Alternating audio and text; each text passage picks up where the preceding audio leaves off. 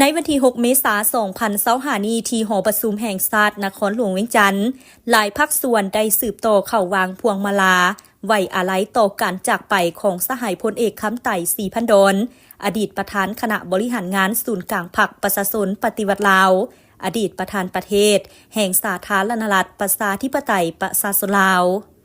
ในนี้ประกอบมีคณะบริหารงานพรรคสันติภาพและสามัคคีของลาวเอกอัครราชทูตเบลารุซีเอกอัครราชทูตสาธารณรัฐประชาชนเกาหลีสถานทูตประเทศฮงการีฐานพลเอกพิสิทธิ์ยาทิพย์ที่ปรึกษาประธานรัฐสภา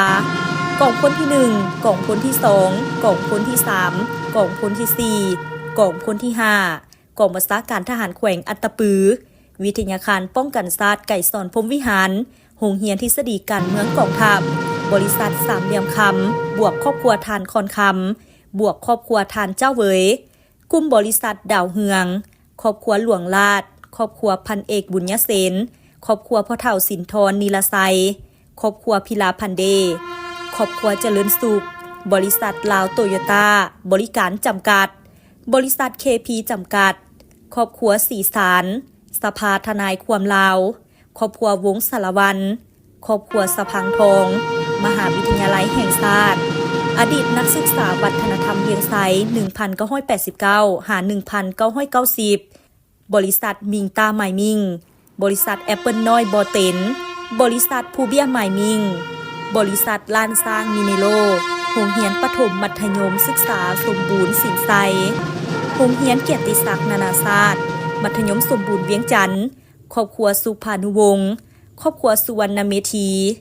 ครอบครัวสิทธิลาดิลาศครอบครัวพรหมวงศ์ครอบครัวทานบุญเลี้ยงคำพาวงศ์ครอบครัวทานแสงอรุณไสยวงศ์ครอบครัวทานอนุสรณ์วงศ์คำมุนตีครอบครัวทานเวลุวันพัทธพรครอบครัวนางคอดแก้วมณีสุภานุวงศ์และบริษัทแก้วประธานจำกัดผู้เดียว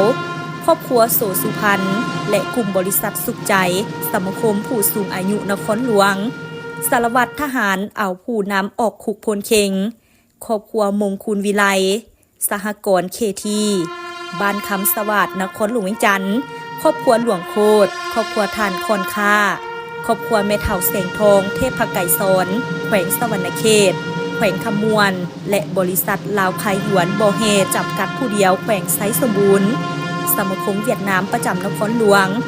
ศาสตราจารย์ดร.จันโทดัตมหาวิทยาลัยเศรษฐกิจฮานอยบริษัทสตาร์โทรคมยูนิเทลบริษัทลาวโทรคมบริษัท SCG จำกัดมหาชนคณะศิลปินลาว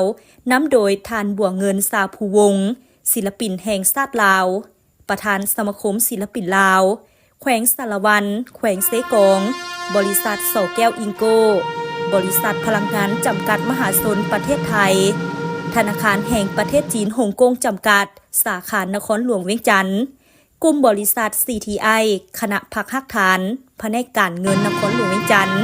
สมาคมนักธุรกิจหนุ่มแห่งชาติลาวกลุ่มการศึกษาแสงสวรรค์โรงเรียนนานาชาติ AIS และสมาคมการศึกษาภาคเอกชนกลุ่มบริษัท JB การค้าองค์การแม่น้ำคอง MRC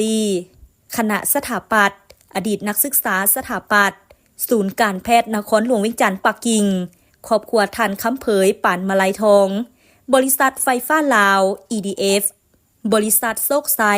บริษัทปิ่นยีการค้าสากลบอแฮจำกัดผู้เดียว